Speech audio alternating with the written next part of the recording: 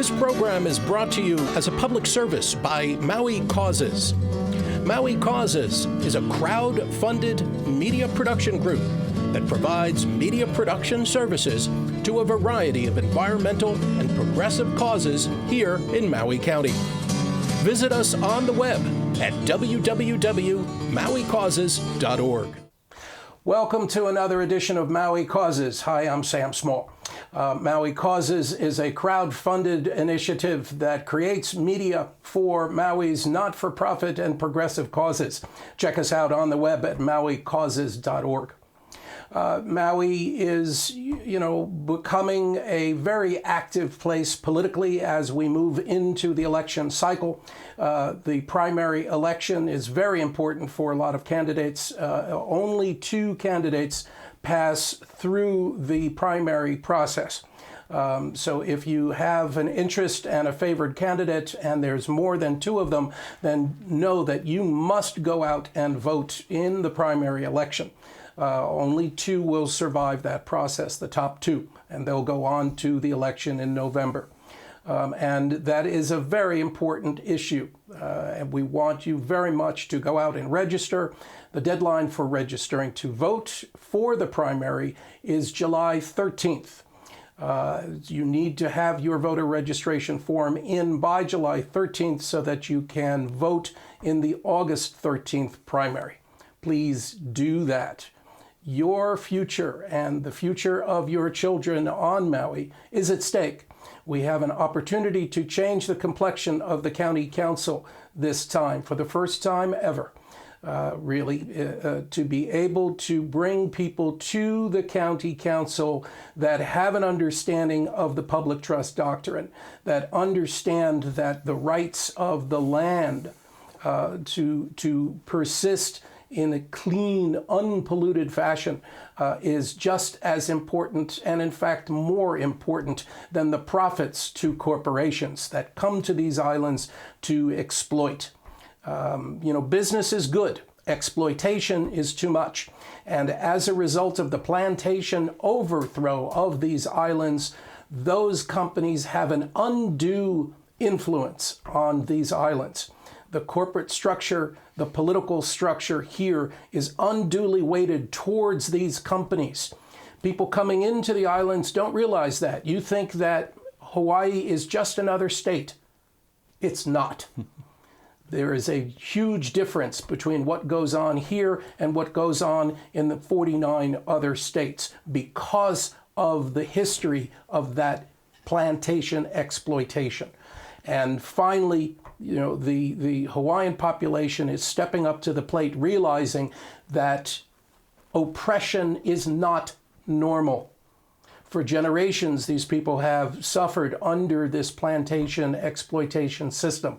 They've been told to keep their heads down, to keep their mouths shut, and just get through the day. Do what you're told. Well, that's not normal. You have rights. They have rights. And the county council seats are up for grab this year because people are willing to step up to the plate like never before. These are the candidates running for county council. Shane Sinensi from East Maui, Hana. Of course, we have Trinette from Haiku. We have Napua Great Nakasone from Upcountry Kula. We have Uncle Richard Hilion from South Maui Kihei. We have Ellie Cochran from Lahaina side. We have myself from the Wailuku side. We have Keani Rollins Fernandez from Molokai.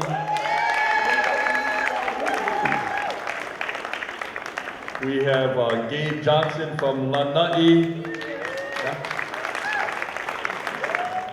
In that list, we have 7 Kanaka, 7 people that were born and raised here. And we have a unique opportunity For many of the Hawaiian people, we kind of remember the last time there were 7 Hawaiians running for county council office. And most importantly, our goal is to represent all of our district, but the entire county gets to vote for us and to elect who gets to be in the Maui County Council seat. And with that, we strongly believe that and hope that a minimum of 5 will get through and win in the general election. And once we do that, and 5 or more, then we, the people, gain the majority control back to Maui County.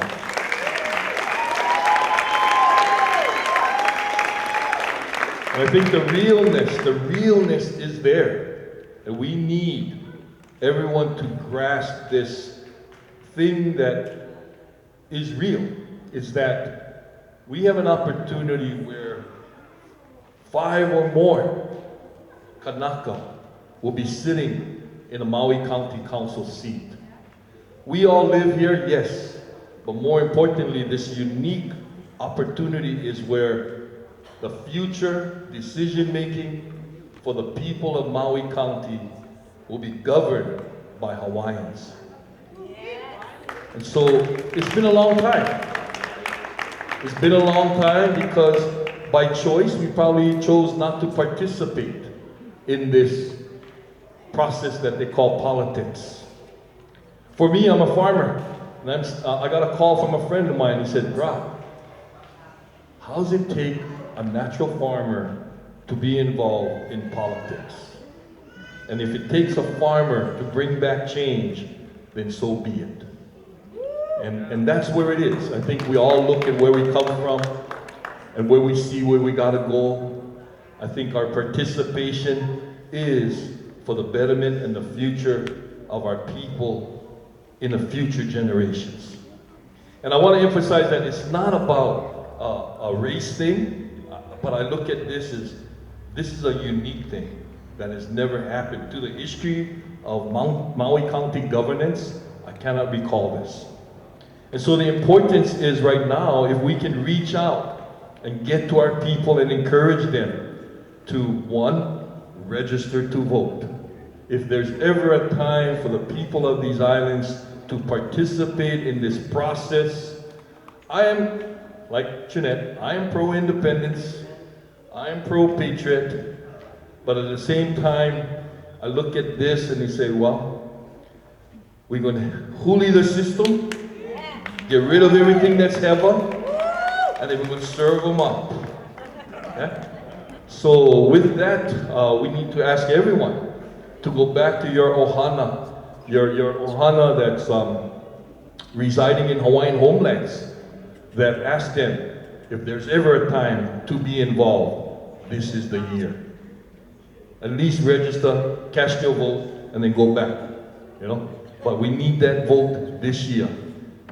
We need that vote from the community and the people to stand up and represent, and we have the slate of individuals raising their hands to represent for Maui County Council.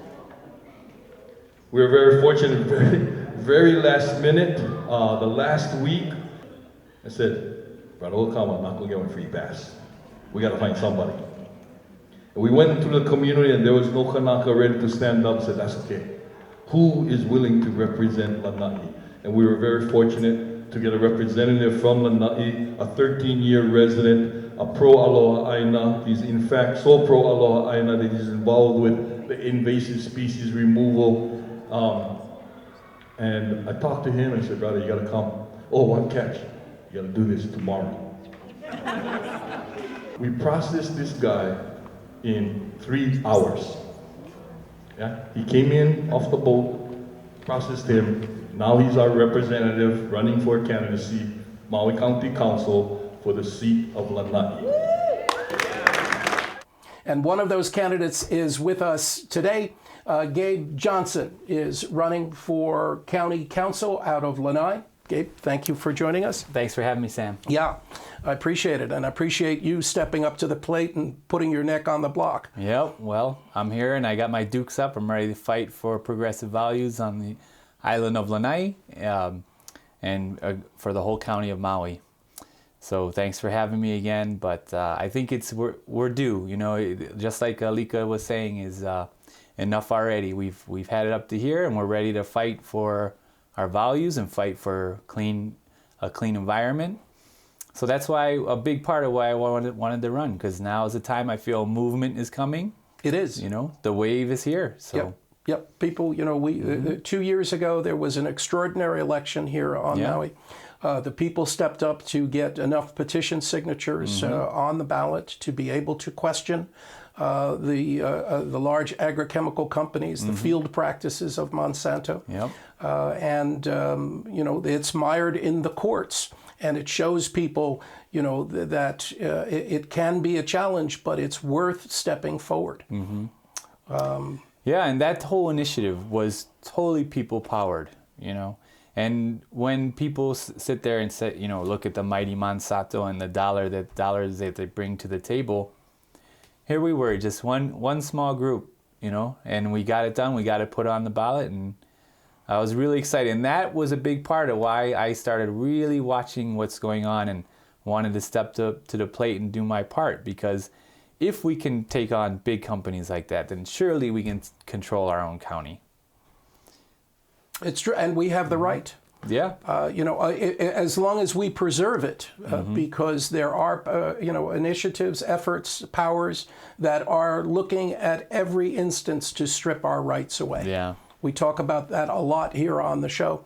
You know, it comes from international levels with the TPP, where corporations will be able to sue a local community because the community took action to protect itself. And not sue for actual losses, they could sue for theoretical losses, what they might have made had the community not stepped up, for instance, to block a process that was polluting their own community. And that's so sad, but it's the reality of the islands that we live in. But I think that the fact that, you know, one of the reasons why I'm running is we want to change that discussion. We want to move it back to the people, and tired of listening to the large corporations telling us holding jobs over our heads as if we beg for scraps. So let's change the conversation and bring it more to the communities, you know, more where community plans have bite, you know, more in which people of the islands have something to say in their future for their keiki, you know. So many times I see people on Lanai where the younger generation, they can't ever own a home, if you know, so they have to move off island. I mean, how many of us that live in this county know friends or family that moved to Vegas or moved to the mainland so that they could, you know, enjoy home ownership, you know.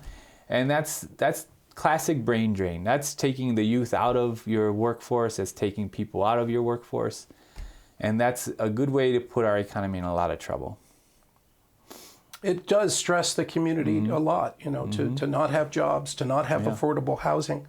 What is the housing situation in Lanai?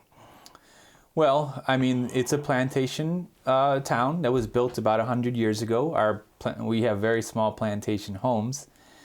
But due to the price of the land and the price of the homes, most people live in extended generations of home. You have grandma, grandpa living in the house. You have your working, you know, 2 working parents, and the kids get jobs as soon as they can.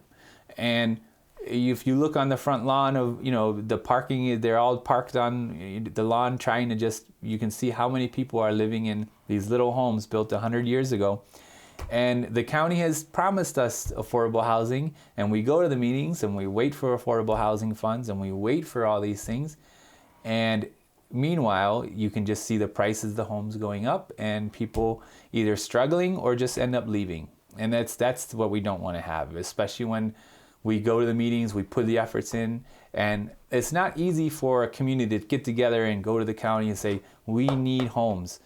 When we work 2 jobs, when it's hard to get off and go to these meetings, and it's frustrating when we do go to the meetings and nothing ever happens of it. You know, one of the things that I'd like to say that to the people, if when I run for county council, is that if there is an issue, my door would be open. I want to interact with the communities and see what's on your mind, what is going through your, what's your issue? Is it homes for you? Are you tired of working 2 jobs? Or you go to the politician's office, you knock on their door, you leave messages, and there's never any phone calls back. There's never any effort to reach out. Only time they reach out is when it's election time. Mm-hmm. And in a sense, that's not democratic. That's not a democratic process, and I don't think that that's the way it should be. And I'm tired of sitting around watching the process go on, and nobody really listening to the people. Right.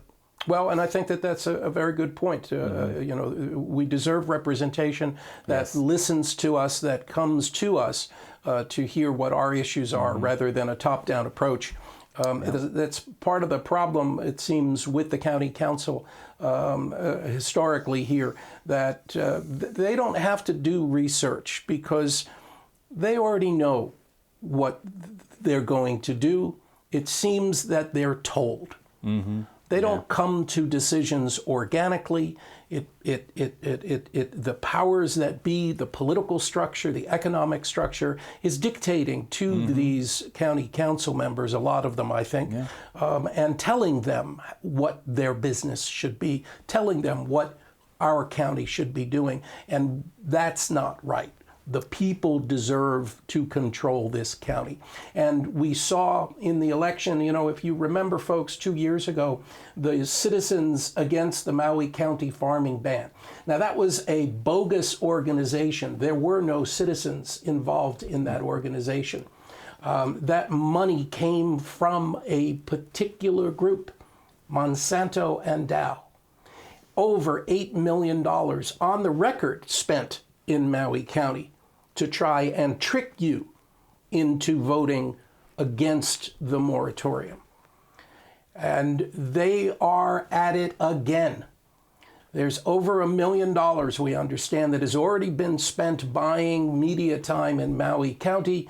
And where's that money is coming from are from those same kinds of organizations. If it's not Monsanto, it's another corporation that has a vested interest. And they are pushing their agenda on you. And people like Gabe and the other county council candidates that are individuals that are seeking to support your interests, not the corporation's interests, and they deserve your vote. Yeah, I look forward to kind of changing this, because I know what it's like to be living in a county and struggling just to make ends meet. Unfortunately, I've been laid off on Lanai 3 different times in my 12 years of living there. Mm-hmm. And every time I was told, well, it's the economy, it's not our fault. Or many times I've been working, and the first thing they do is cut the human resource. And I don't think that that's the way we should be looking at our workers. That's the last thing it should be on our list, is that, let's get rid of the workers because they cost so much. It's without the workers, you're not going to make any money. So the corporations, they kind of bite off their own foot at times. So it's real frustrating to see that go. And then me being in the trenches of, financial inequality, we can see people coming over here buying $1 million homes. It's their second home. It's their third home. They live in there 2 weeks out of the year. And then guys like us just waiting for the affordable housing. It's the priorities of this county is not where it should be, to make this place the way it should be. Lanai, the county of Maui, we're really lucky. It's an expression, lucky you live Hawaii, lucky you live Lanai, lucky, I'm sure you say it on Maui, lucky you live Maui. It's an expression, but it really is set in a firm belief in, this is a great place. We should, kuleana, we should take care of this place. So that's one of the reasons why I really wanted to run and, get involved. We do need affordable housing, mm-hmm. and it is part of every community runs through these issues. Maui is not unique in all of this. We just seem to have all of the issues that every community know? has seem to be here on Maui. You know, I'm glad you mentioned that when we should look outside of the box, and we should look at other communities that are struggling with the very same issues that we struggle with as Island County. One of the things with my work, for example, is I work in conservation. I'm the invasive species technician on Lanai, making sure that we don't get the invasive species coming into our small island. We don't have coqui frogs, and we don't have the little fire ants. We don't have mongoose. We don't have pigs, but we want to keep it that way. So if we lived in a vacuum, we would say, pat ourselves on the back, say, good job, we don't have them, so continue on, carry on.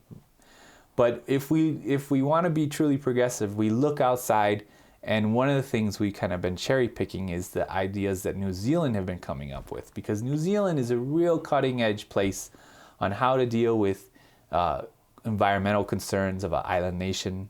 One of the things that they do a lot of real cutting edge work in protecting their shorebirds and their seabirds. And on Lanai, we have the largest seabird colony of the auaus on the main Hawaiian Islands. That's the Hawaiian petrel. Mm-hmm. So because there's no mongoose. No mongoose, and a lot of reasons, but there's no mongoose over there.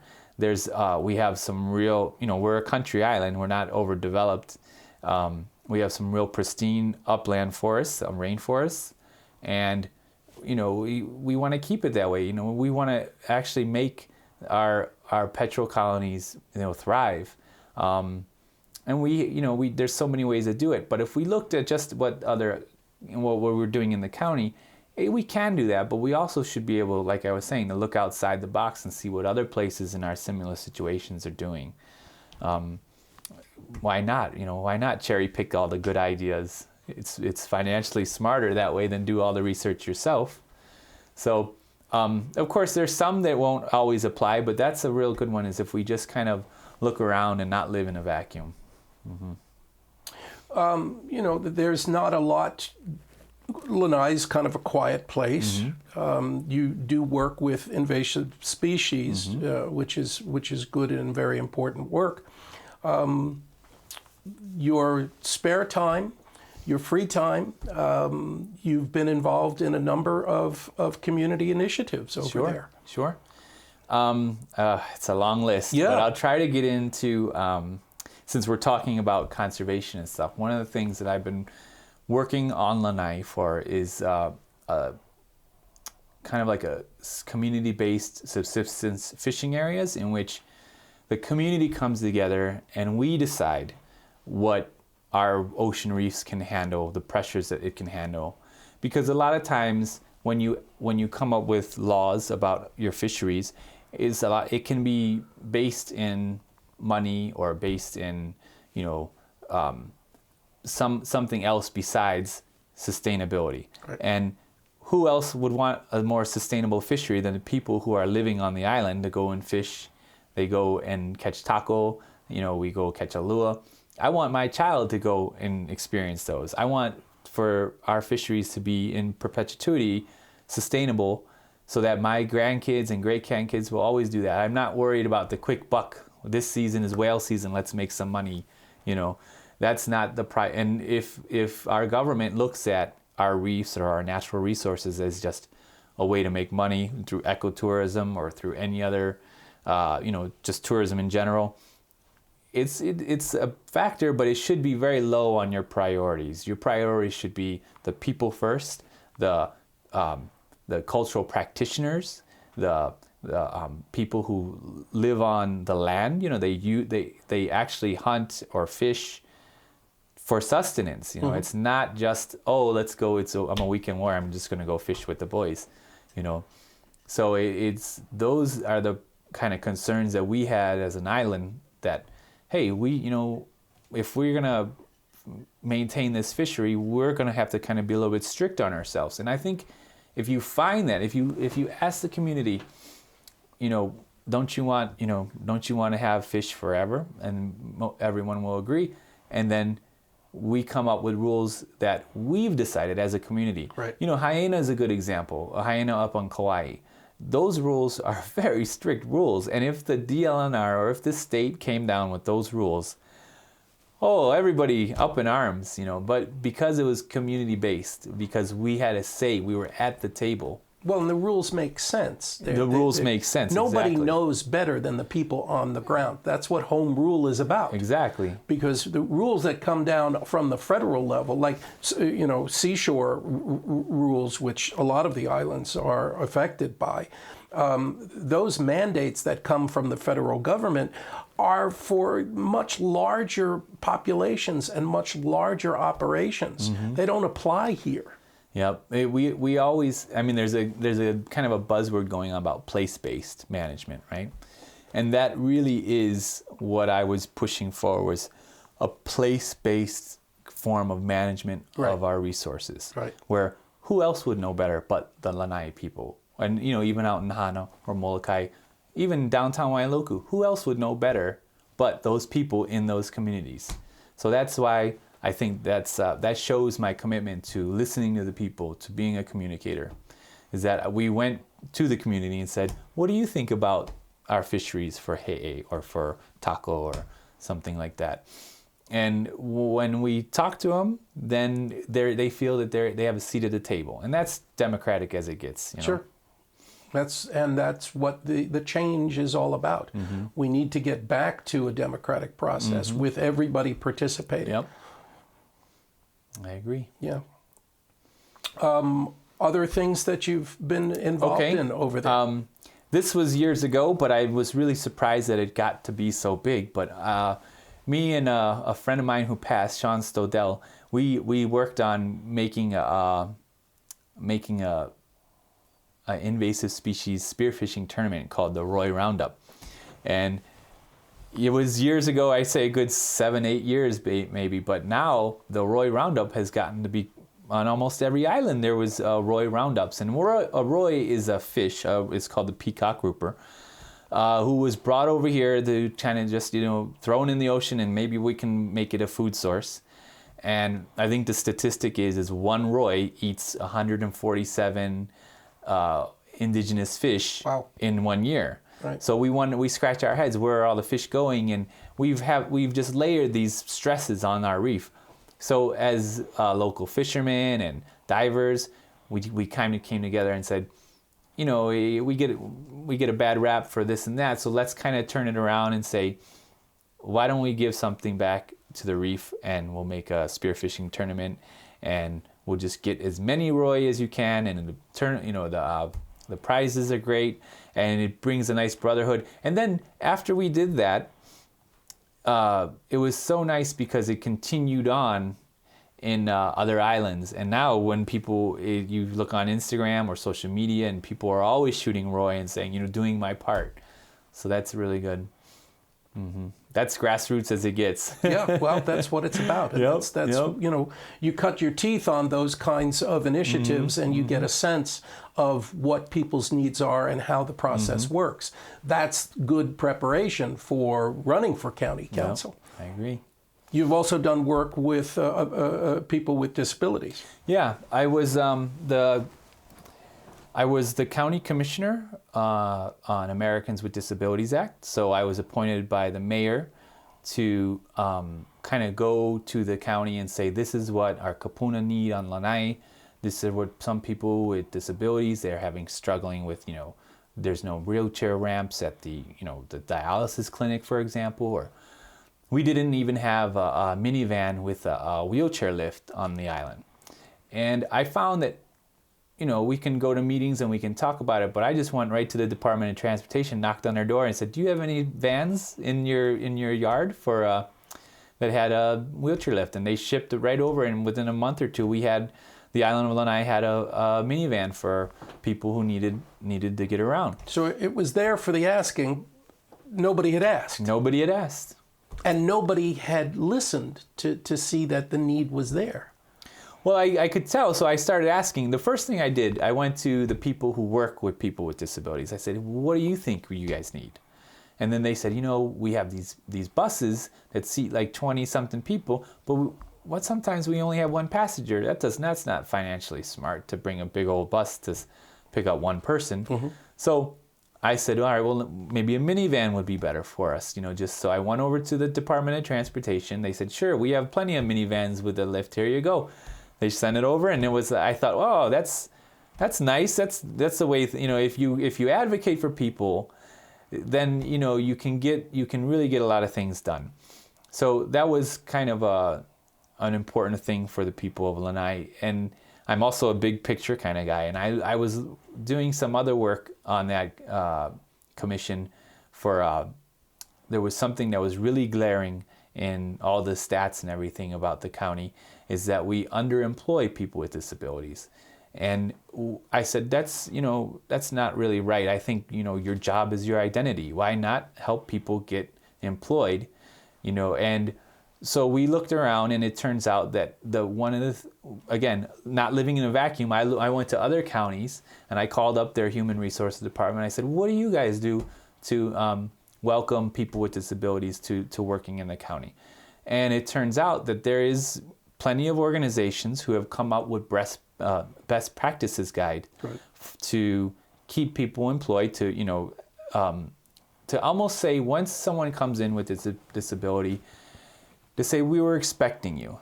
It's not like a big shock that, oh my God, we have someone who's hearing impaired. What do we do when we give them a training video? How do we get this the text, the closed captioning at the bottom? Nobody wants to feel like they're an imposition. Right. They want to be welcomed. If they have altered abilities, those abilities need to be built into the system. Accommodations for those abilities built into the system when they get there. Exactly. Because then think about it. You come in and they're like, we were expecting you. It makes you so much more part of the team. Right. So I think one thing that is a big picture kind of mentality, but we should be doing those kinds of best practices. And by just going and asking a few counties around and see what they do, you can kind of say, oh yeah, that would work for us. That would actually work. And I'm pretty proud to say that, yeah, I'm happy with that where the commission is going, they're addressing it and they're working on it, and eventually we'll have a best practices guide for the county of Maui.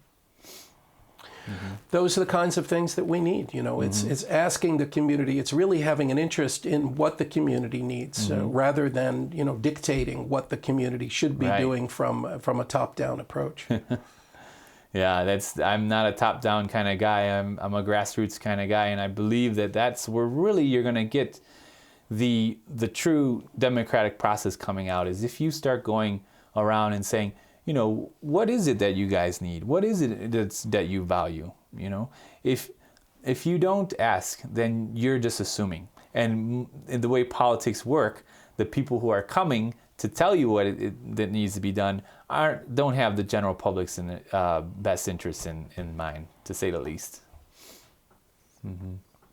Well, those are the kinds of changes that we hope to make. That's why the support of the candidates that are running for county council is so important. That you get out and vote, register to vote. Even if you don't have to vote for the presidential stuff, you don't have to vote for the larger issues if you don't want to. But county council and our state house campaigns are so important. You really do need to participate. It is your kuleana. It is your responsibility, and it's not going to. Some people say, "Oh, I don't want to vote because I don't want to go to jury duty." There's so many misunderstandings. Jury duty is from your driver's license. If you have a driver's license, then you're already in the jury duty pool. Registering to vote is not going to change that. We have issues. Yes, we do. But I think now is the time that we can address it, because maybe it is the presidential election year and there's a lot of really intense dialogue going on in this year's election cycle. I really hope that people decide, enough already, it's time to go out and, make my voice heard. I know it's one person, one vote, but if you don't vote, then people will vote for you. Right. And they'll make decisions for you. And that's I think this is the year where we're going to kind of flip the system, and we're going to say, okay, it's people power this time. It's really a movement going on, and it's our turn for sure. Alika Atai is fond of saying, if you're not at the table, you are on the menu. Yep, that's so true. There's more to our show in just a moment. This program is brought to you as a public service by Maui Causes. Maui Causes is a crowd-funded media production group that provides media production services to a variety of environmental and progressive causes here in Maui County. Visit us on the web at www.mauicauses.org. Maui is a culturally diverse environment. There's a large Japanese contingency here, and you're fluent in Japanese? Yeah, I lived in Japan for 3 years under the JET program. What a great experience in my life. It's the Japan Exchange and Teaching Program. And I got to teach in a high school down in Miyazaki, southern Japan. And when I was there, I was doing work there on the AJET, which is the Association of the Japan Exchange Teaching Program, in which we weren't a union, but we did address employee-employer relations. And one of my passions for that was, for working with AJET was working with cross-cultural communication. And I found that many of the issues that we have with employer-employee are just communication issues. And you throw in the fact that it's different culture. And when I mean different culture, I just don't mean a different country's culture. Different culture can be different corporate culture versus, worker culture. Sure. My own house has a different culture. The way I eat dinner with my family might be different the way you eat your family for dinner. That's what I mean by cultures. So we had I did a lot of research on saying, why are we having so many misunderstandings, And when we looked at it, we said, oh, wow, there's an opportunity to learn from another culture and learn how they communicate. And when you learn that they communicate differently than your own culture, it really makes for an easier understanding workplace. It makes you, makes good all around. It makes you as a wider worldview, as a person. So I think when I'm not from here, I've been on Lanai for 12 years, but I know that there's a host culture.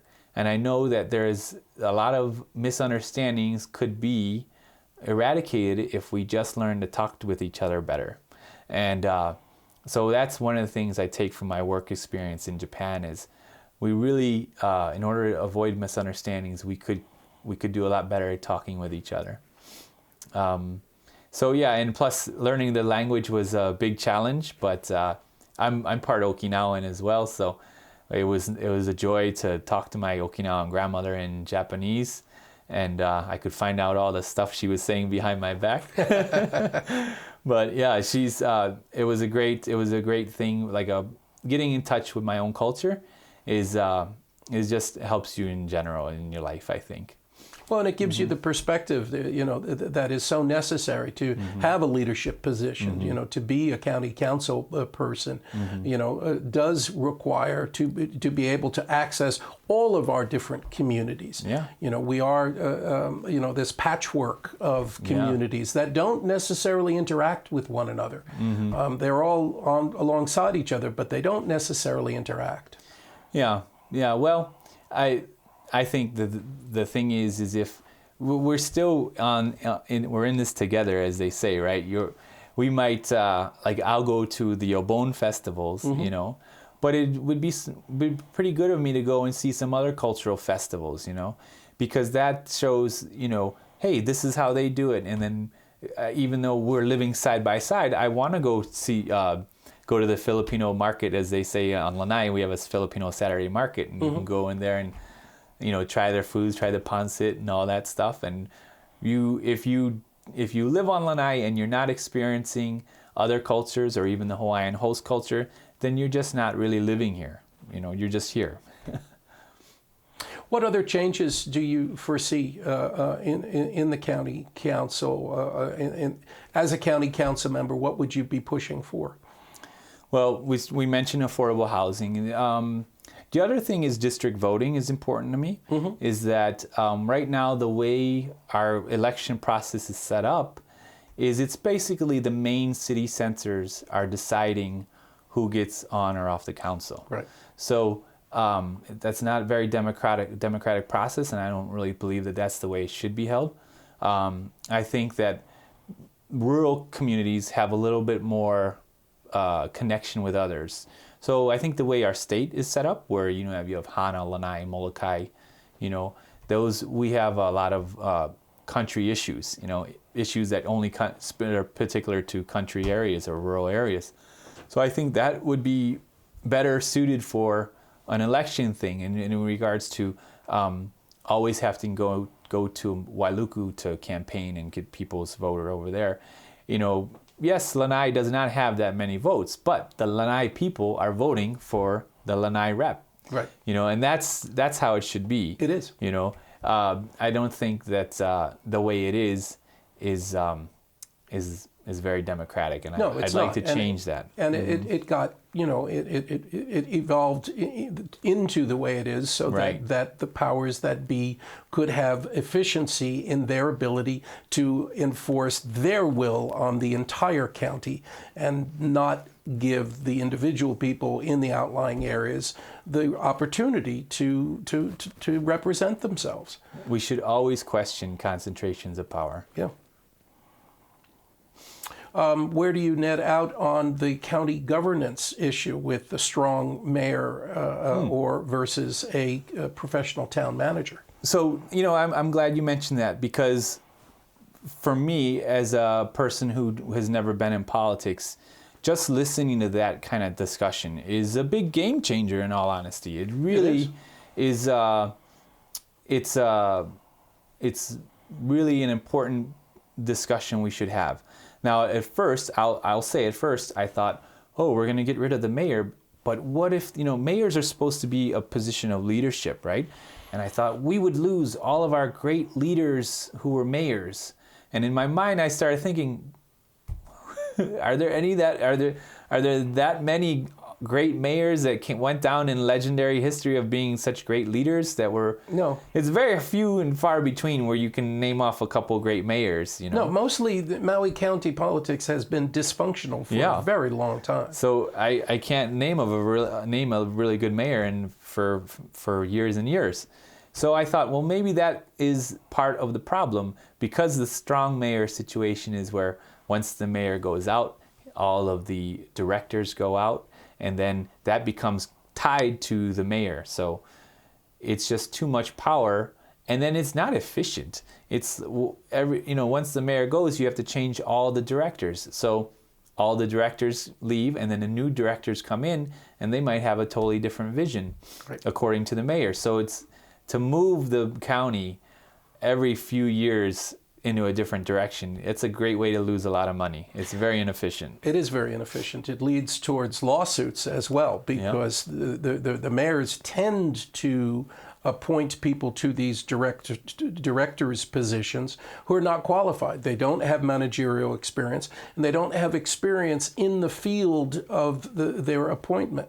And to be a director, you have to know what you're talking about. You're supposed to be the most knowledgeable person in the room. Right. And that has not been happening here in Maui County.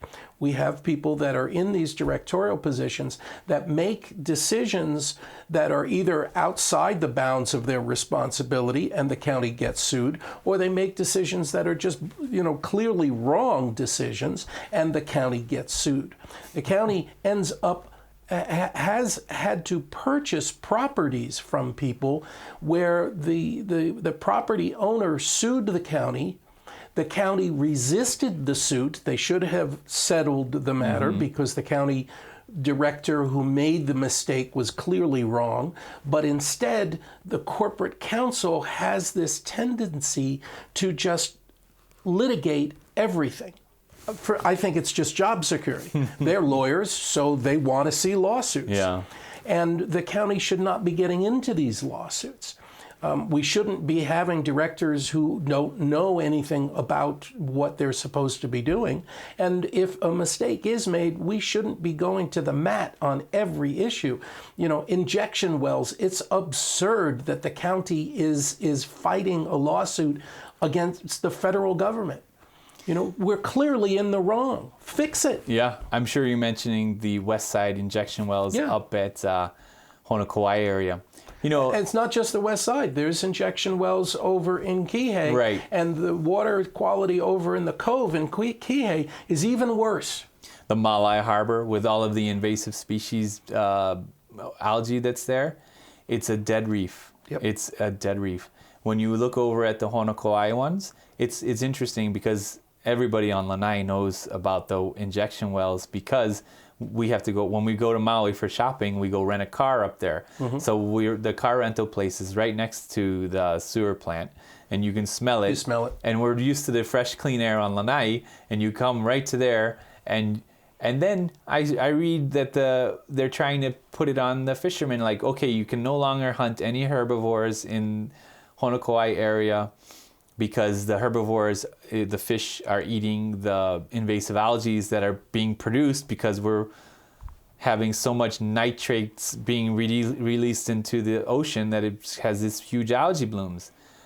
And the fact that our solution is don't let nobody fish is just so backwards. There's cultural practitioners up there in northwest Maui, Honokawai area, that have been fishing for decades. And for the first knee-jerk reaction is to say, don't let those guys fish over there because there's too much algae growing. Hello, you have an injection well that the EPA has proven that it's just leaking into the ocean. Right. That's the issue. It's not if a guy shoots a kole or not. So I think that is, it just shows how dysfunctional our county is. And I think that the ejection wells is another important thing that I want to mention is the West Maui reefs help seed the reefs on Lanai. Oh, yeah. So just the way the wind current goes and the little baby fish get kind of blown off the West Maui and ended up on East Lanai shorelines. That's we notice a fish decline, and that's an important issue to Lanaians as well. It's just one island's decision making is now affecting the whole Maui County. Sure. And that has to change. Well, your background in invasive species and the work that you've done, in the reefs, is very important. It's a tremendous awareness because we do, so much depend on the health of the ocean. It's part of the tourist industry. It's part of sustainability. It's part of people, cultural practitioners rely on it. They're people that's where they're living out of the ocean still. And they have every right to have that protected. That's what the public trust doctrine is supposed to be protecting. Sam, I'm glad you mentioned the public trust doctrine because that is our golden hammer, if you will. Yep. We got to go after the governments and say, look, it is written that the public trust, we entrust you to manage our resources, to take care of our resources. And when you're not doing your dereliction of duty. And I see that they have all these very fancy ways to kind of get out of their responsibilities. But if we hold them to what's they're responsible for, it's their kuleana to take care of our natural resources, our cultural resources, and even our human resources in a sense. So I think those that public trust doctrine is really the power tool that we can use to get the government to do what we want them to do. It's written in our Constitution. It's in the state constitution. It's in the state constitution. It's important that we hold them accountable to that. Yeah, and it is. It's a tremendously powerful tool that we have available to us, unique to Hawaii. Unique to Hawaii. That's great. And it's I think they've been dodging it for long, but not this year.